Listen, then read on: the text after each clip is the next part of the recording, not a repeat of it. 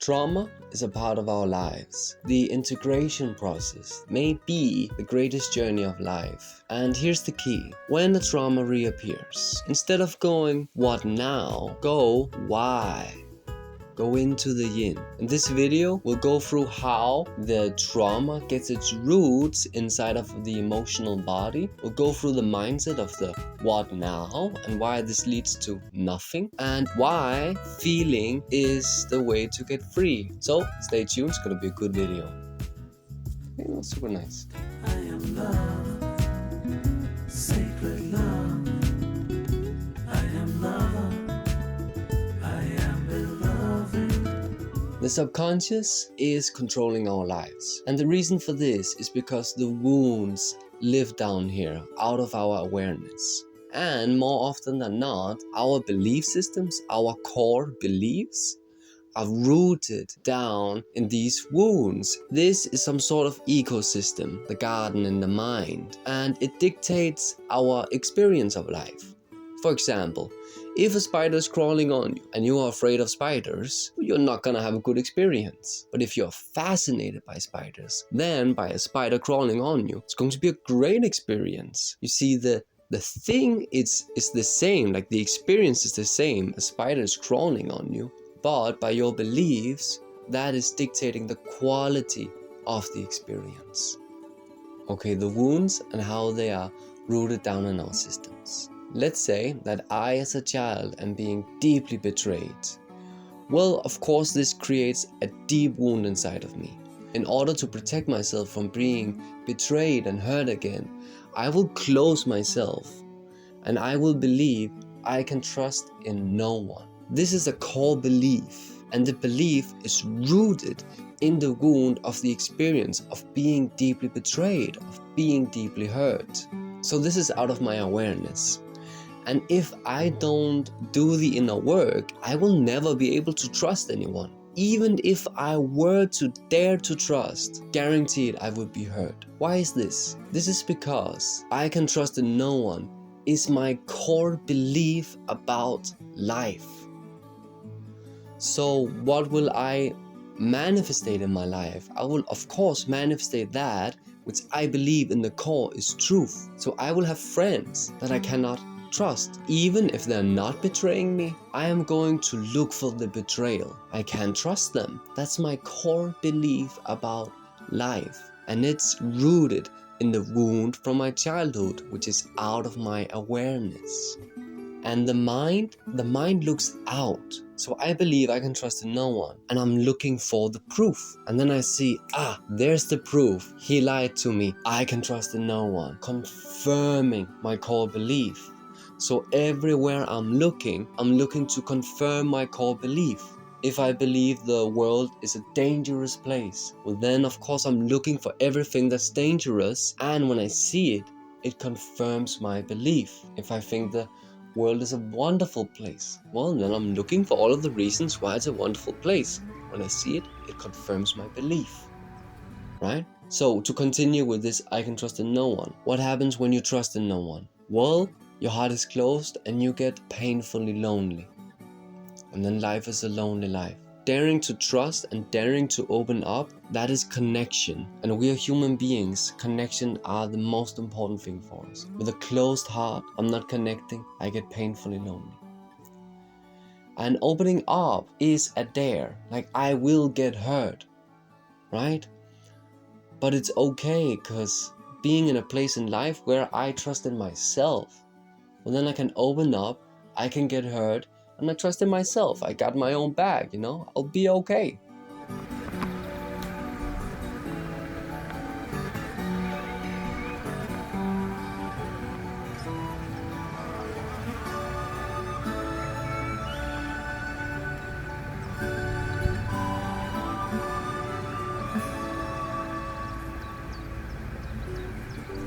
Let's say, in order to satisfy the needs of her parents, she must be a good daughter.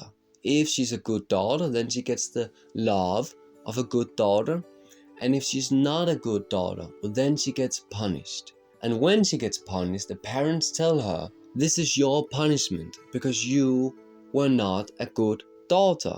And as a child, we trust our parents 100,000,000%.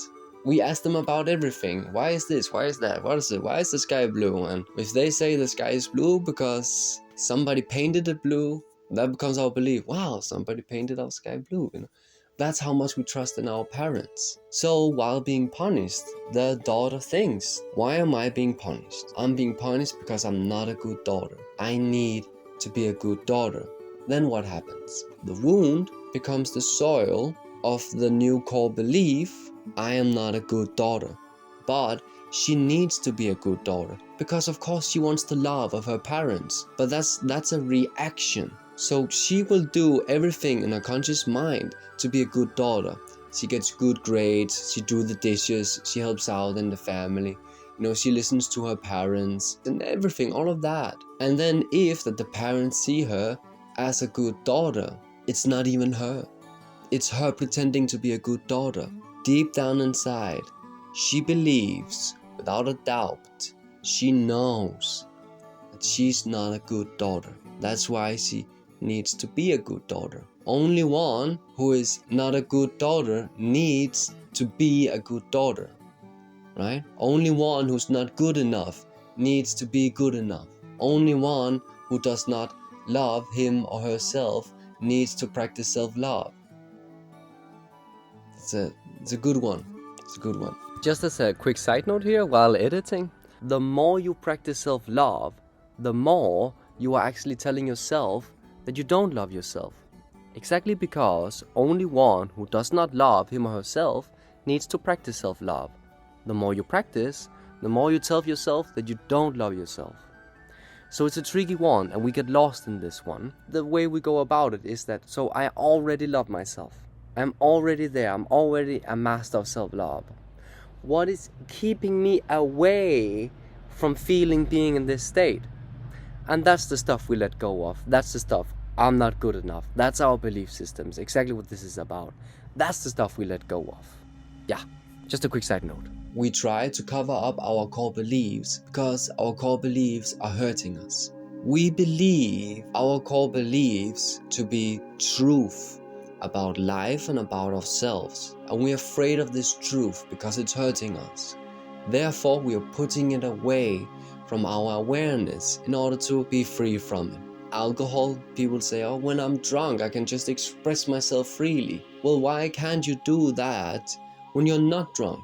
So, for example, a woman believes that she's ugly, and this belief is rooted deep in a wound that is deep out of the awareness. What does she do? She does everything she can to cover up her ugliness. She uses makeup, she gets breast implants, no matter what she does. Like, you can have the most beautiful woman, and you tell them, wow, you're so beautiful, and you can just see them crumbling, and they're like, no, I'm not. They believe without a doubt that they're ugly. So no matter what they do, no matter what people say, this core belief will never change because it's rooted deep in the wound that's deep in the subconscious. This is the example of the what now mentality. I'm ugly. What now? Oh, I need to cover up, This is how we meet each other in life. We all meet each other in life like this. I am so afraid that you will see what I believe to be the truth about myself. That I'm not good enough, that I'm ugly, that I'm a monster, that I'm not lovable. I'm so afraid for you to see what I believe to be true. So I'm covering all of this up for you not to see me. And I'm gonna close the window because the dog is barking. And you're doing the same with you, covering yourself up because you're afraid of me seeing you the way you believe you are, right? But it's just what you believe, it's not who you are, it's not truth, it's just a belief. This is how we meet each other. This is why we never open up. This is why life is not intimate. This is why life is not beautiful. We're closing ourselves to life, protecting ourselves, afraid of people seeing who we believe we are. And actually, protecting myself from life is isolating myself from life. So I said in the beginning that the key to release all of these trauma is, instead of doing what now and try to cover it up, we go, why? Why am I feeling ugly? Why am I not good enough? And we are skeptic. Why do I believe this to be true? You know, and don't take it as the word of God just because you're thinking it. Probably you are having difficulties singing in public. That's a good challenge. I did that for a long time. I went for many years, not for many years. I went for many months without a phone, and then I had like a dumb phone without music. And I was so bored, I had no music. So I was singing out loud in public, which is really fun. It's a really fun challenge to do. And if you're having difficulties with it, then try and do it. Try and go out and do that challenge. And then when you're feeling uncomfortable, because that's the triggering of the wound of the trauma, you ask, why am I feeling uncomfortable?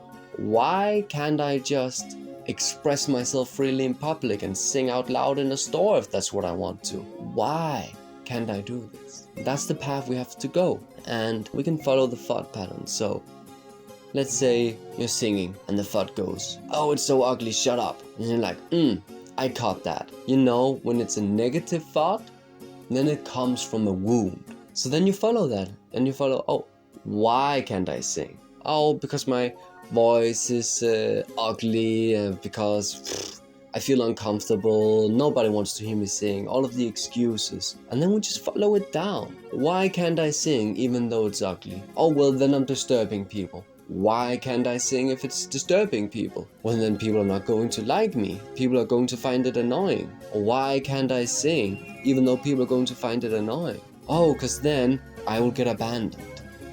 You know, we follow it down until we get to the roots. And when we get to the roots, we will know, because the roots are in the wound. We will have an emotional expression because there's no words for this. So we cry or we go through what we have to go through. So this is the key. Why? We go why? Because we need to go into the yin. So what we're doing is that we are integrating the feelings. We are surrendering to the feelings. And we're doing it without attachments to the good feelings and without the no to the bad feelings. You know, we just feel neutrally. We integrate every single feelings, good and bad. We just integrate it, feel it, surrender to it, and let it go. Feel is the way of heal. I just found that. In this way, you can imagine there's inside of you, there's the well of emotions of the wound. And what we're doing is that we are emptying the well. Doesn't mean that by letting go and surrendering one time, then it's over. Sometimes it takes time. Do a little of the time. In order to be free, you must integrate your pain, your feelings. And in order to integrate your pain, you must open up your heart to it. And I know that it hurts, but trust me, it's very worth it. Thanks for watching. Subscribe, leave a like, and of course, be happy. All right.